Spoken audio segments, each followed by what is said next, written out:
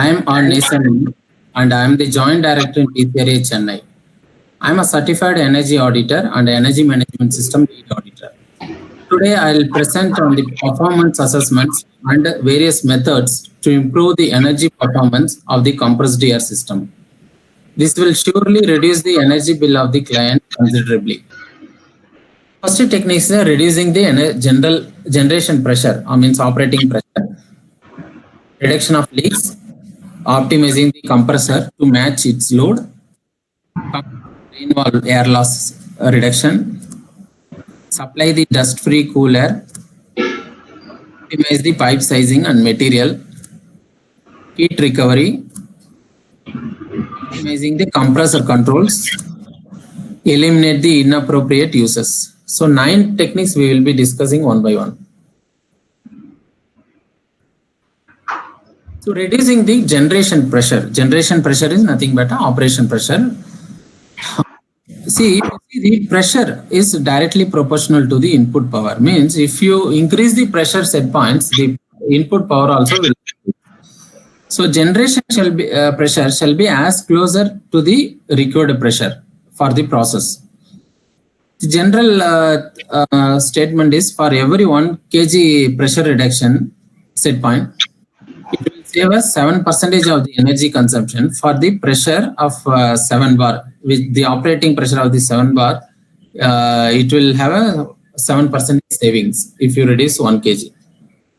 So recommended bandwidth for between cut-in and cut-off shall be in the range of 0.6 to 1 bar. If you reduce the bandwidth, what will happen? Suppose if you reduce the bandwidth to very less, suppose if I am keeping 0.3. For example, this is the one of our audit where we have done, we have taken the power measurements of the compressed air system. You see, this is the loading, unloading for some time, then again loading. Like that, the curve is moving on, up, down. So, if you reduce the range bandwidth, cut-in, cut-off bandwidth to further, what will happen? This one will be very closer, like that it will move on very frequently, on off will be there. It is dangerous for the motor, compressor motor, and it will damage the motors. So if you increase the bandwidth, what will happen? Suppose if you are keeping 2 bar difference, suppose cut in at 5 bar, off at 7 bar, 2 bar you are keeping, what will happen? The unloading will be more. That unloading also will consume power. If you see the unloading, in this case 16 kilowatt. Hence, compressor is not producing any air, but it is consuming a 16 kilowatt. So this unloading power will increase if you increase the bandwidth. So the best optimum bandwidth is between 0.6 to 1 bar. So it is not that okay, we know that we have, by reducing the pressure we can save energy. It's not that we just go and reduce the points. It cannot happen. So how to reduce the pressure drop? So pressure profile, the tool which we were talking about, if we do that pressure profile, we can know the pressure loss at various points. We can eliminate, identify and change the equipment or any valve which is creating a high pressure loss. So that is one way, thereby the demand pressure can be reduced. Design with a low pressure loss. When we ask for a dryer, while purchasing a dryer or filter, we have to take into consideration its DP level also. It should be very less. So regularly monitor the filter DP. Most of the time it happens that the dust levels in the industries used to choke the filter, causing a high differential pressure across the DP. So which will end up in a high operating pressure requirements. Pipe size shall have a 1 to 2% pressure drop only when the full flow is happening. If the pipe size is not adequate, it will have a very high pressure drop, causing a demand very high operating pressure requirements unnecessarily. Selecting a dry air filter with low pressure loss. Use pressure regulators to supply a pressure. Suppose your header is at a 7 bar for example, but one equipment is needs only 4 bar. It should not be like you just connect that with the 4 bar equipment. We should use a pressure regulator so that it will reduce the pressure required for this equipment and supply. Thereby, the header pressure is not disturbed. So this is a case study about of a LPG bottling plant where we have reduced the compressed air pressure setting from 7 bar to 6.5 bar because the process requirement was studied and it was not necessary to keep at 7 bar. The 5 bar was well enough for the process. So there we could achieve a saving of 18,000 unit of electricity per annum, equal to 1.4 lakhs per annum. So this is a case study of rice mill energy audit, where the processes like in rice mills, they have a silky and whitener machines and color sorter machines are there, which needs a pressure of only 4 bar. But they kept their compressed air system at 7.5 bar. So we have reduced it to by 1 bar from 7.5 to 6.5, which resulted in almost 31 of energy cost saving per year. So second important point is reduction of leaks. So this is a curve which shows as per the diameter of the hole means leakage point and how much power is lost. Both are directly proportional, means if the leakages are increasing, your power lost also increasing proportionally. So most of the points where leakages occurs is couplings and pressure fittings and pipe joints, like the threaded joints. So we suggest that to avoid a threaded joints wherever possible, industry should go for a welded joints. Okay, but in old industries where it has already been in place, what are the solution? Solution is identifying the leak and arresting the leak. So how to identify? If it is a small line, we can go for a simple soapy water solution applying in each joints. Thereby we can identify the leakages, because leakages cannot be heard in our human ear because its frequency will be very low. Frequency bandwidth of leak is very low. If it is industry, we can't apply soap water for every location, so we can use a ultrasonic acoustic detector. This is an ultrasonic acoustic detector. The capability is like it can identify a very low and as well as high frequency bandwidth hissing sounds associated with the air leaks. Thereby it will identify and we can arrest the leakages. This is a case study about LPG bottling plant where compressor capacity is 75 kilowatt and 500 CFM screw air compressor they were using. We found that almost 66% leak was found. We suggested to arrest the leak, which will save almost 2.4 lakh unit of electricity, equal to 19 lakhs per annum. So the third point is optimizing the compressor to match its load.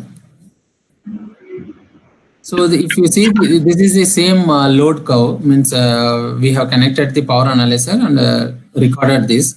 You see this almost, this is a loading, then unload, unloading, unloading. It is happening like this. From this, we can know many things, like if the unloading percentage is very high, it means that the compressor capacity is very high. They have kept unnecessarily very big compressor.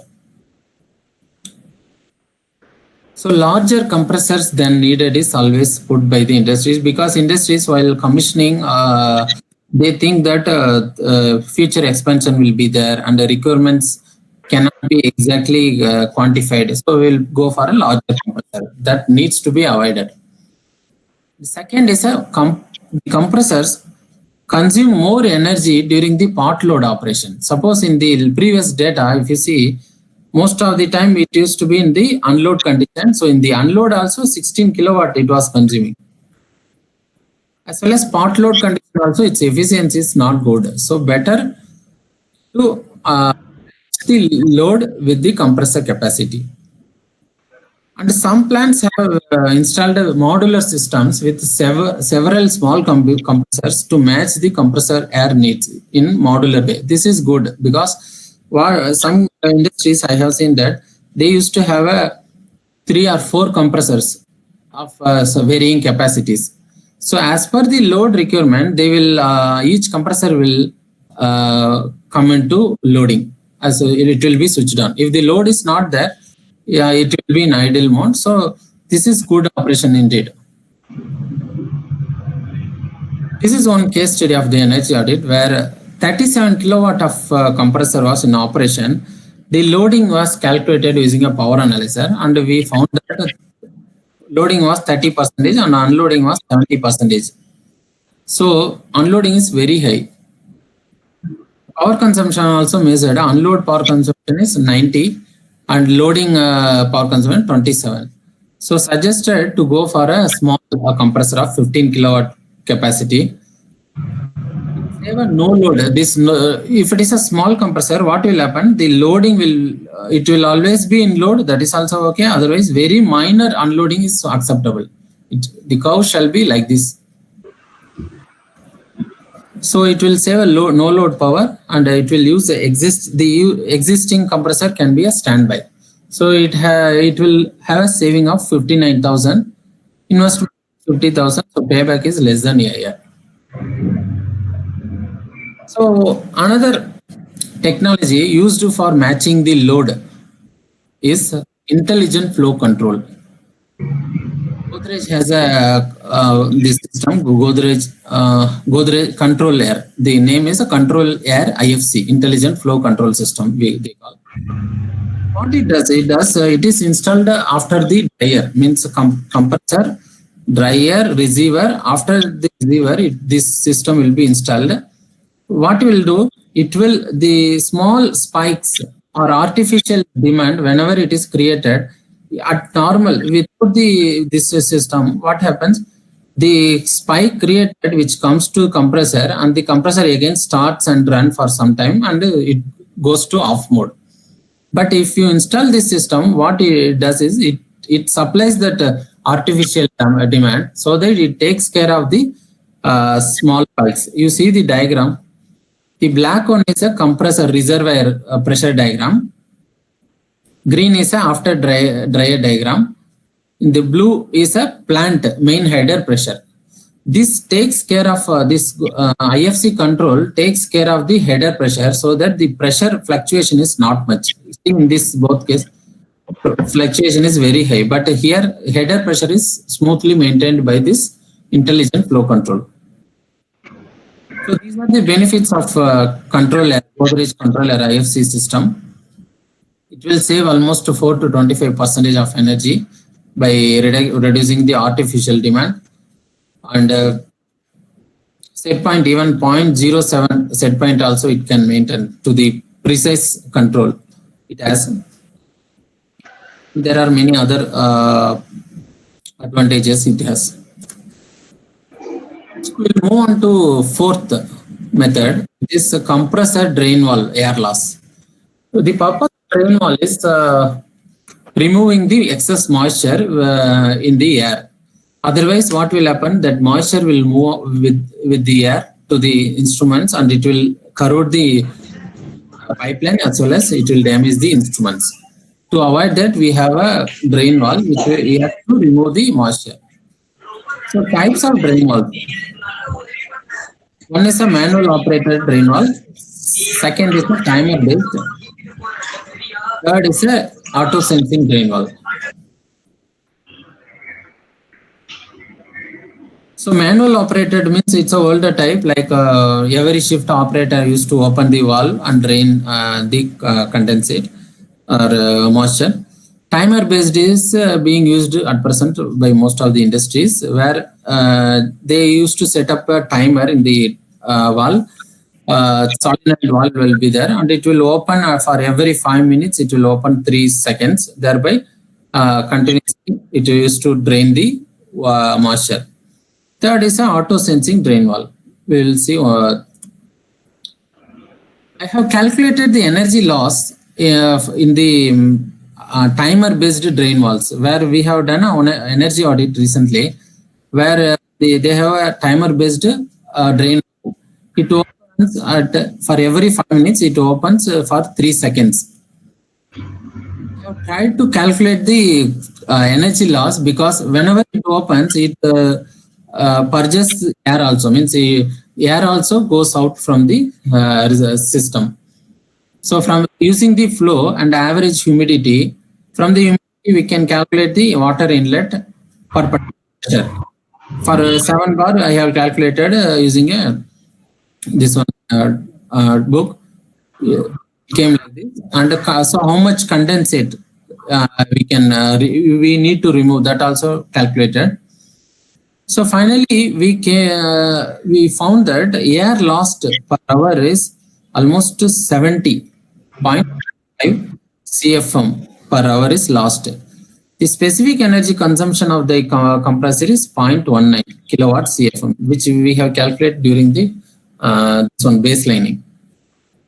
Using this specific energy consumption, the energy lost is found as almost 6 lakh rupees of energy is being wasted per year because of only the drains. So what is the solution? The solution is a zero air loss drain. It's a new technology. Just to replace the manual and the timer based drains with the zero air loss drain valve.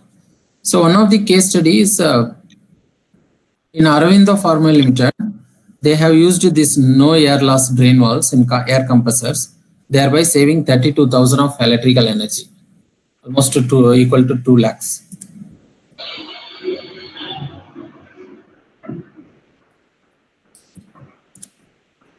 So fifth point is supplying the dust-free cool air. See, few industries have installed their compressor near in the process area. There, huge amount of dust will be there. I have seen in rice mills and all that dust also will enter into the compressor, causing a filter choking and increase in pressure. So why we need to use a cool air for inlet? Reducing the inlet air temperature reduces the energy used by the compressor. In many plants, it is possible to reduce this inlet air temperature by taking a suction from out of the building, means out of the process area. You see this curve. If the temperature is increasing, the bottom is a temperature, this is a density. As the temperature increases, the density of the air is coming down. What it means, if this is a piston or volume of compressor, for every stroke, as the temperature of air increases, the volume of air entering this cylinder is reducing. So the flow of the compressor is directly proportional to air density and directly proportional to air temperature. If the air temperature increases, flow will reduce. As well as if air temperature increases, input energy also will increase. For example, for 1000 meter cube, at high temperature, the piston has to work more strokes, so which causes a input energy increasing. As a rule of thumb, each 3 degrees Celsius will increase the 1% compressor energy use. Sixth point is optimizing the pipe size and material. Pipe size must be correctly sized for optimum performance or resized to fit the compressor system. Inadequate pipe size can cause pressure losses, increase in leaks, and increase in generating cost. Because when starting the new plant, they used to they might have calculated some flow and accordingly pipelines were laid. But as the expansion is happening, the industries adds the compressors, but they don't replace the pipes or they don't resize the pipes. So what to do? The flow is equal to Q equal to AV, we all know. So V equal to Q by V. This V is a theoretical velocity which needs to be converted as per the pressure. We have compression ratio. We have to calculate compression ratio. And pressure adjusted velocity formula is theoretical velocity divided by compression ratio. This velocity we have to calculate on the site during the audit, and we have to check whether it is within the range. The best air velocity of compressed air is between 6 to 10 meter per second. We have to calculate this and we have to check whether this falls within this range or beyond the range.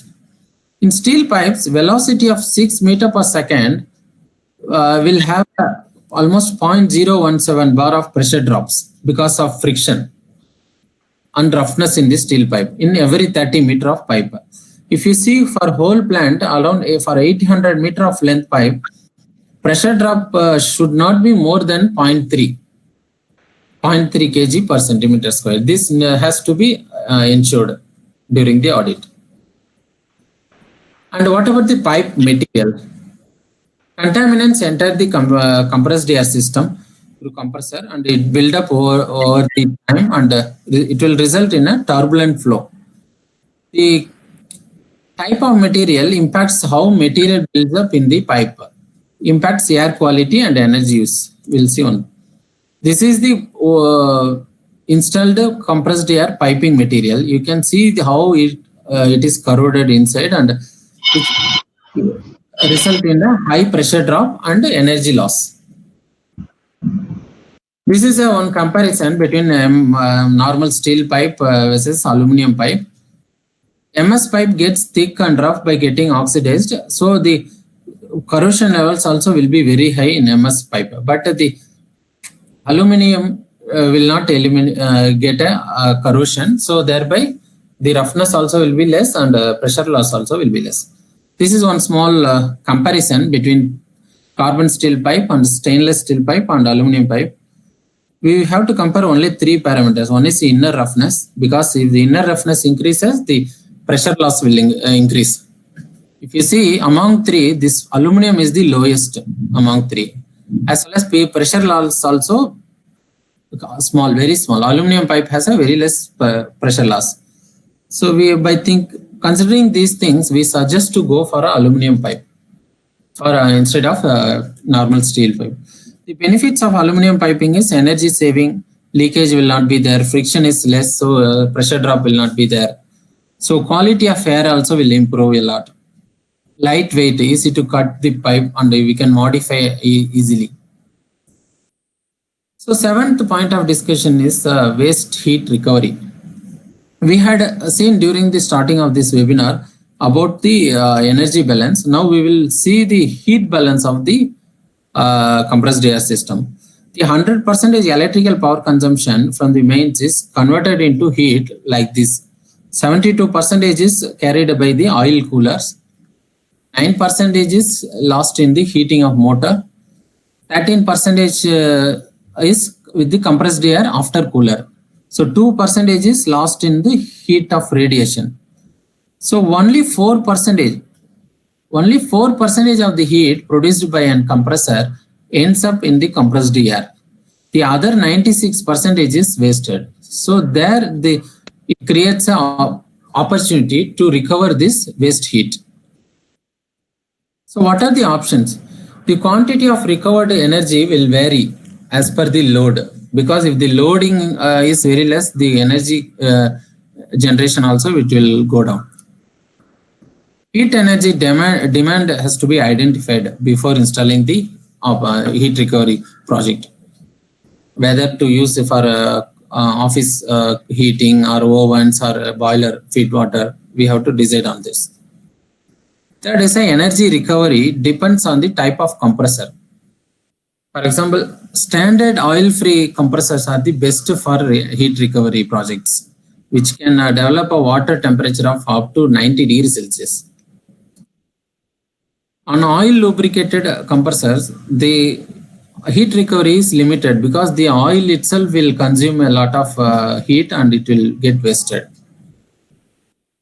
In centrifugal compressors, the temperature will be very less because of low pressure ratio in each stage.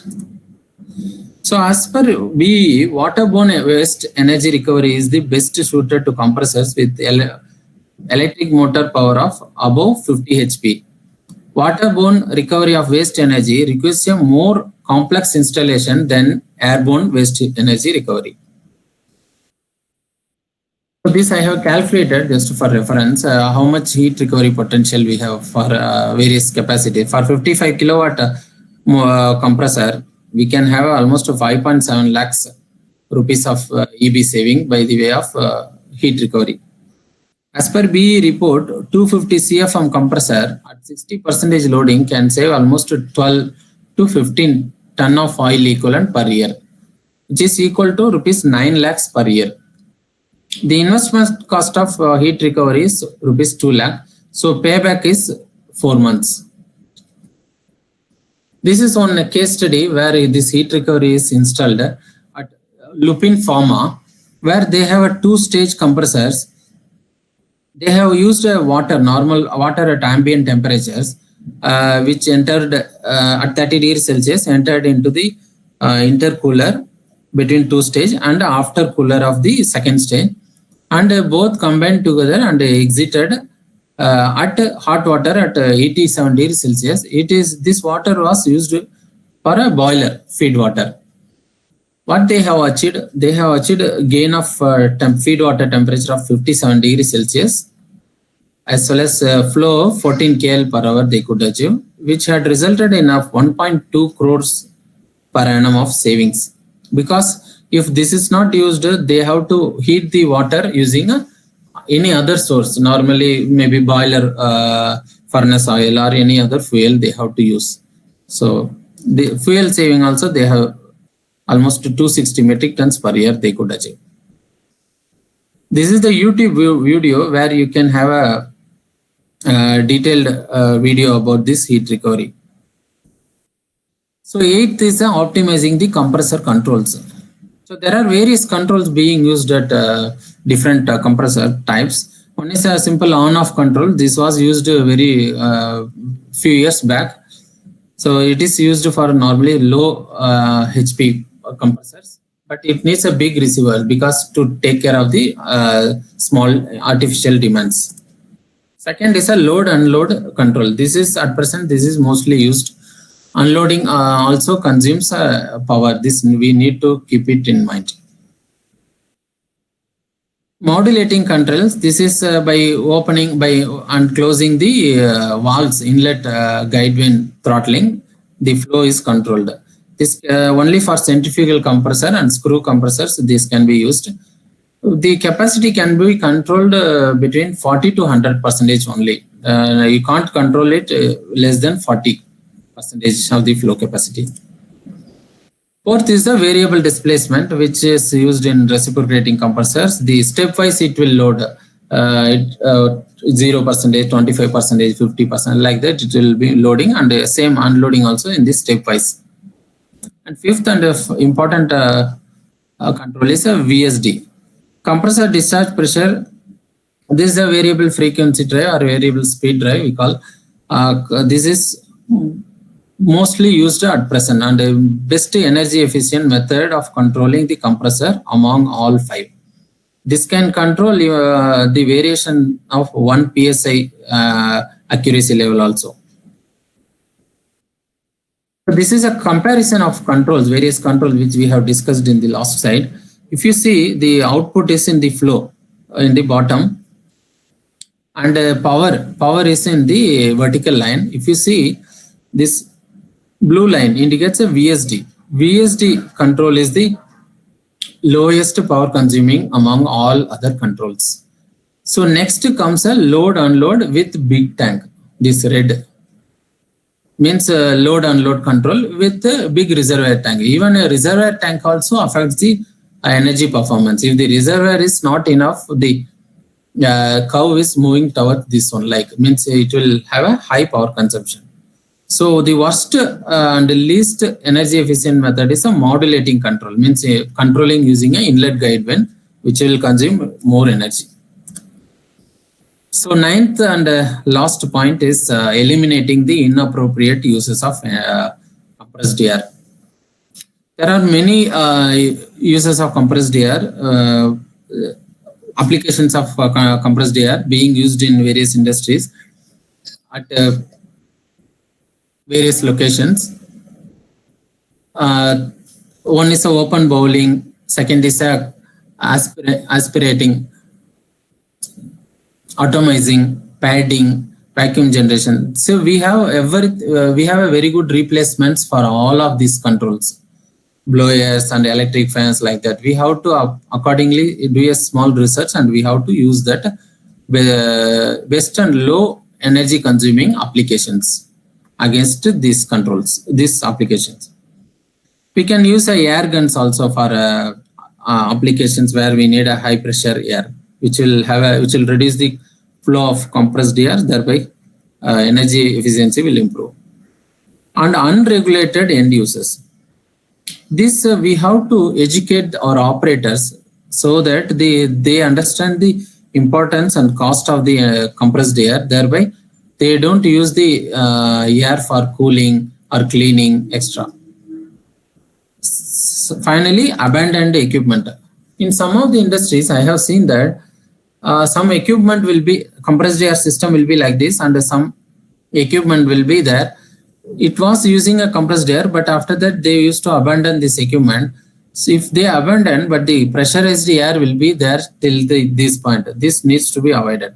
We have to positively isolate wherever possible before the application, means equipment which we have abandoned. So other energy conservation methods, just I'll highlight. One is installing additional receivers at a demand location. So this is very good point, which will take care of the artificial demands created at the end of the compressed air system. Selecting the right type of dryer. Dryer, we have three types only: refrigeration, desiccant, and membrane dryers. And most of the plants they are using refrigerant. The application depends upon the dew point level which you need for the process. First, we have to identify how much dew point temperature is necessary and moisture level is accepted. Accordingly, we have to select the best dryer among this. We have to form a grid connection. If the plant area is length of the compressed air system is very high, and it is preferable to form a grid among all lines so that it will form a header like, and the pressure fluctuations will be taken care of. Installing a small high pressure compressor for specific application. For example, 7 bar is the piping pressure, and only one equipment needs a pressure of, suppose this is a 7 bar, this needs a 7 bar. For only one equipment, it is not suggested to use the whole system pressure at 7 bar. So it is better to install a small compressor only for this equipment at 7 bar. We can reduce the whole system pressure to minimum possible, maybe 5, anything like. So thereby we will have a huge savings. So that's all, friends. Thank you for your time. This is my email ID. You can have you can email me for any doubts. I'll try to address your queries.